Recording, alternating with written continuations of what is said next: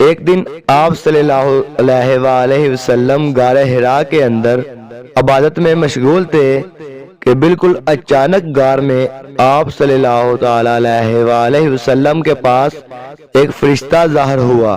یہ حضرت جبرائیل علیہ السلام تھے جو ہمیشہ خدا عز و جل کے پیغام اس کے رسولوں علیہ الصلوۃ والسلام تک پہنچاتے رہے ہیں۔ فرشتے نے ایک دم کہا کہ پڑھیے۔ آپ صلی اللہ تعالی علیہ وآلہ وسلم نے فرمایا کہ میں پڑھنے والا نہیں ہوں۔ فرشتہ نے آپ صلی اللہ علیہ وآلہ وسلم کو پکڑا اور نہایت گرم جوشی کے ساتھ آپ صلی اللہ علیہ وآلہ وسلم سے زوردار معائقہ کیا، پھر چھوڑ کر کہا کہ پڑھیے۔ آپ صلی اللہ علیہ وآلہ وسلم نے پھر فرمایا کہ میں پڑھنے والا نہیں ہوں۔ فرشتے نے دوسری مرتبہ پھر آپ صلی اللہ علیہ وآلہ وسلم کو اپنے سینے سے چمٹایا اور چھوڑ کر کہا کہ پڑھیے۔ آپ صلی اللہ علیہ وآلہ وسلم نے پھر وہی فرمایا کہ میں پڑھنے والا نہیں ہوں۔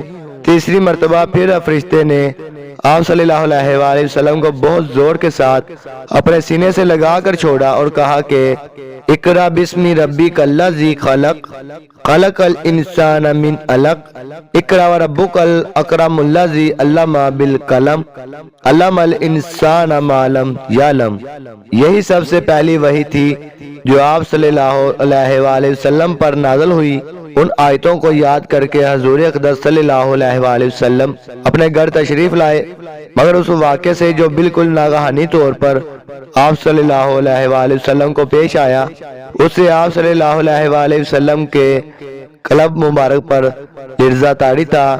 آپ صلی اللہ تعالی علیہ وآلہ وسلم نے گھر والوں سے فرمایا کہ مجھے کملی اڑاؤ، مجھے کملی اڑاؤ۔ جب آپ صلی اللہ علیہ وآلہ وسلم کا خوف دور ہوا اور کچھ سکون ہوا تو آپ صلی اللہ علیہ وآلہ وسلم نے حضرت بی بی خدیجہ رضی اللہ تعالی عنہا سے غار میں پیش آنے والا واقعہ بیان کیا اور فرمایا کہ مجھے اپنی جان کا ڈر ہے۔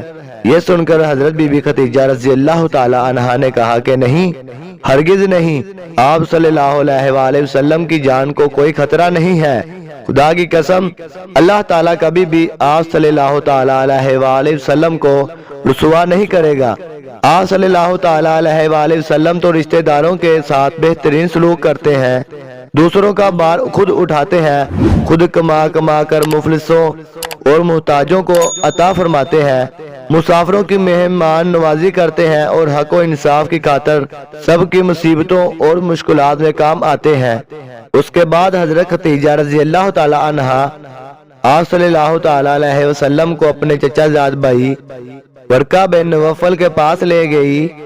ورقہ ان لوگوں میں سے تھے جو موحد تھے اور اہل مکہ کے شرک و بت پرستی سے بیزار ہو کر عیسرانی ہو گئے تھے اور انجیل کا عبرانی زبان سے عربی میں ترجمہ کیا کرتے تھے، بہت برے اور نابینا ہو چکے تھے۔ حضرت بی بی خدیجہ رضی اللہ تعالی عنہا نے ان سے کہا کہ بھائی جان، آپ اپنے بھتیجے کی بات سنیے۔ ورقہ بن نوفل نے کہا کہ بتائیں، آپ نے کیا دیکھا ہے؟ حضور صلی اللہ علیہ وآلہ وسلم نے غار حرا کا پورا واقعہ بیان فرمایا۔ یہ سن کر ورقہ بن نوفل نے کہا کہ یہ تو وہی فرشتہ ہے جس کو اللہ تعالیٰ نے حضرت موسیٰ علیہ السلام کے پاس بھیجا تھا۔ پھر ورقہ بن نوفل کہنے لگے کہ کاش میں آپ صلی اللہ علیہ وآلہ وسلم کے اعلان نبوت کے زمانے میں تندرست اور جوان ہوتا، کاش میں اس وقت تک زندہ رہتا جب آپ کی قوم آپ کو مکہ سے باہر نکالے گی۔ یہ سن کر حضور صلی اللہ تعالی علیہ وآلہ وسلم نے تعجب سے فرمایا کہ کیا مکہ والے مجھے مکہ سے نکال دیں گے؟ تو ورقہ نے کہا جی ہاں، جو شخص بھی آپ صلی اللہ تعالی علیہ وآلہ وسلم کی طرح نبوت لے کر آیا، لوگ اس کے ساتھ دشمنی پر کمر بستہ ہو گئے۔ اس کے بعد کچھ دنوں تک وحی اترنے کا سلسلہ بند ہو گیا اور حضور صلی اللہ تعالی علیہ وآلہ وسلم وحی کے انتظار میں مضطرب اور بے قرار رہنے لگے، یہاں تک کہ ایک دن حضور صلی اللہ تعالی علیہ وآلہ وسلم کہیں گھر سے باہر تشریف لے جا رہے تھے کہ کسی نے یا محمد صلی اللہ تعالی علیہ وسلم کہہ کر پکارا۔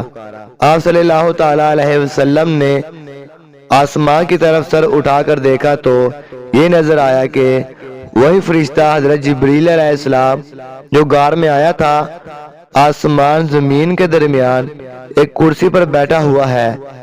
یہ منظر دیکھ کر آپ صلی اللہ علیہ وآلہ وسلم کے قلب مبارک میں ایک خوف کی کیفیت پیدا ہو گئی اور آپ صلی اللہ علیہ وآلہ وسلم مکان پر آ کر لیٹ گئے اور گھر والوں سے فرمایا کہ مجھے کمبل اڑاؤ، مجھے کمبل اڑاؤ۔